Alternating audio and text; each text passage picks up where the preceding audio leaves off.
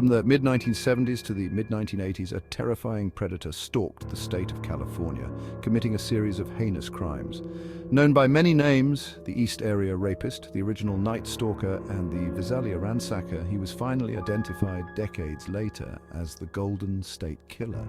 His crimes spanned over a decade, leaving a trail of fear and devastation. Today, we'll explore the chilling case of the Golden State Killer, delving into his brutal crimes, the intense investigation, and the groundbreaking DNA evidence that eventually led to his capture. We'll examine the psychological impact on his victims and the communities he terrorized, and how advancements in forensic science finally brought him to justice. The Golden State Killer's first known crimes occurred in Visalia, California, where he was dubbed the Visalia Ransacker. He initially targeted single women, breaking into their homes to steal personal items of little monetary value, but of great sentimental importance. His victims ranged from teenagers to elderly individuals, creating a climate of fear across multiple communities. His activities escalated to more violent acts, including the brutal murder of Claude Snelling, a local journalism professor, who attempted to stop the ransacker from abducting his daughter on September 11, 1975. The mid-1970s in California was a time of significant change and upheaval.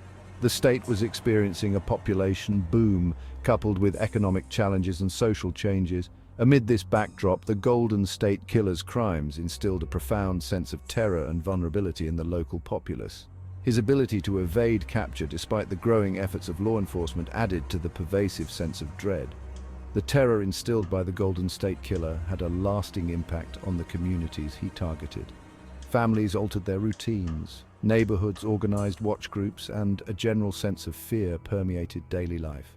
The psychological trauma experienced by the victims and their families was profound and long-lasting, highlighting the killer's devastating impact.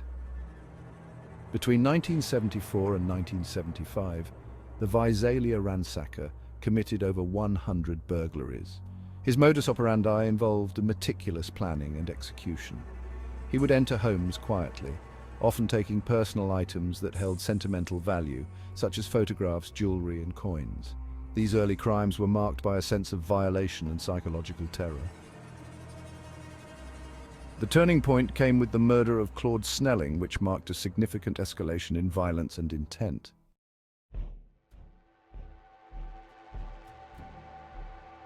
From 1976 to 1979, the assailant moved his focus to the Sacramento area, earning the moniker East Area Rapist. He attacked at least 50 women in their homes, often binding and blindfolding them. His crimes were marked by meticulous planning, including scouting neighborhoods and gaining intimate knowledge of his victims' routines. He would break into homes beforehand to unlock windows and plant ligatures. During the attacks, he would often eat or drink from the victim's kitchen, leaving a chilling reminder of his presence. In the late 1970s, the attacks took an even darker turn.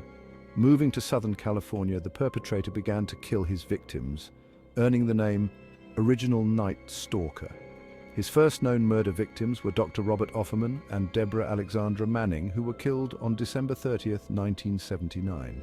Over the next few years, he would claim 10 known lives, regularly targeting couples in their homes. His method involved breaking in during the night, binding the victims, and then brutally murdering them. The escalation from rape to murder demonstrated a growing confidence and a deepening depravity. Law enforcement agencies across California, from the Visalia Police Department to the FBI, dedicated immense resources to tracking down the assailant. The scope and brutality of his crimes prompted a massive multi-agency investigation. Task forces were formed, and detectives from various jurisdictions collaborated to piece together the pattern of his attacks. Despite their efforts, the investigation was hampered by the killer's cunning and the lack of advanced forensic technology available at the time. The sprawling geography of his crimes, combined with the different jurisdictions involved, complicated the investigation. Additionally, the Golden State Killer's ability to adapt his methods made it difficult to connect the crimes initially. He was meticulous in avoiding leaving behind physical evidence, and the limitations of forensic science at the time meant that many leads went cold. Over the years, numerous suspects were investigated, but the case grew cold as leads dried up. Some suspects were cleared by alibis, while others were ruled out by lack of evidence. The emergence of DNA technology in the late 20th century provided a new avenue of investigation. Investigators were able to link DNA from various crime scenes, confirming that the same individual was responsible. This breakthrough rekindled hope that the killer might eventually be identified. In 2018, a groundbreaking approach known as genetic genealogy led to a major breakthrough. Using DNA from crime scenes uploaded to genealogy websites, investigators were able to identify distant relatives of the suspect, eventually leading them to Joseph James DeAngelo, a former police officer. This innovative use of technology marked a significant advancement in forensic science and demonstrated the power of genetic genealogy in solving cold cases.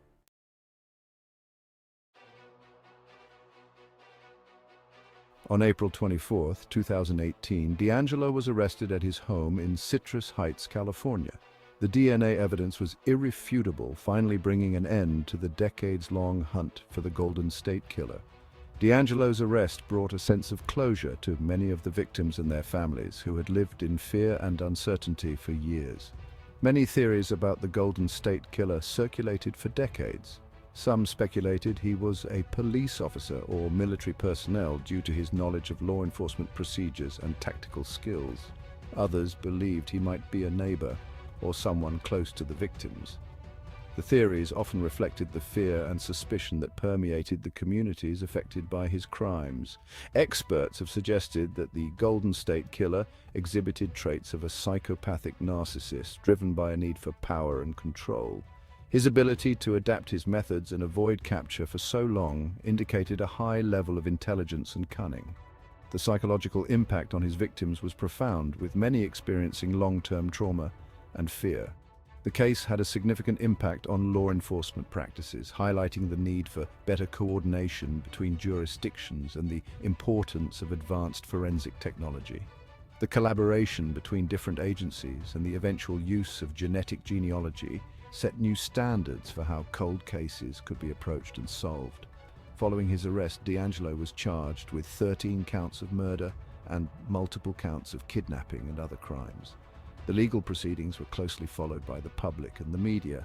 In 2020, he pleaded guilty to avoid the death penalty, receiving multiple life sentences without the possibility of parole. His guilty plea spared the victims and their families the ordeal of a lengthy trial and provided a sense of justice and closure.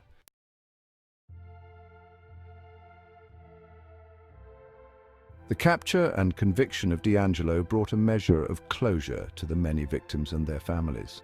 For some, it marked the end of a long, painful chapter and the beginning of healing. The case also highlighted the importance of advancements in forensic technology and the collaborative efforts of law enforcement agencies.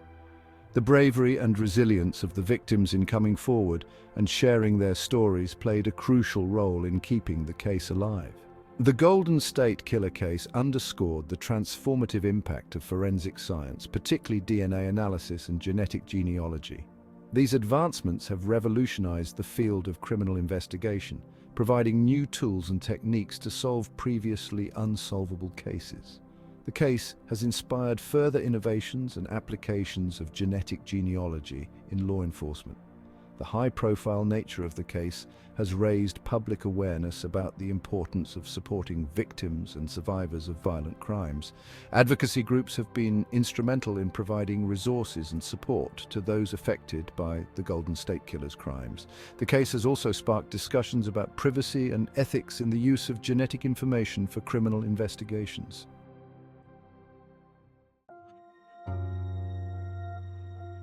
The story of the Golden State Killer is a chilling reminder of the darkness that can lurk within seemingly ordinary individuals. His crimes left an indelible mark on California, but his eventual capture stands as a testament to the relentless pursuit of justice. The case highlights the importance of advancements in forensic science and the dedication of law enforcement and the community in bringing a notorious criminal to justice. What are your thoughts on the Golden State Killer case? Share your insights in the comments below. If you found this deep dive intriguing, don't forget to like, subscribe, and hit the bell icon to stay updated on our latest true crime investigations. Your engagement helps us continue to bring you in-depth analyses of some of the most fascinating and complex cases. Join us next time as we uncover another gripping tale of mystery and intrigue, the infamous Black Dahlia murder. We'll delve into the gruesome details, the prime suspects, and the enduring questions surrounding one of Hollywood's most notorious unsolved crimes.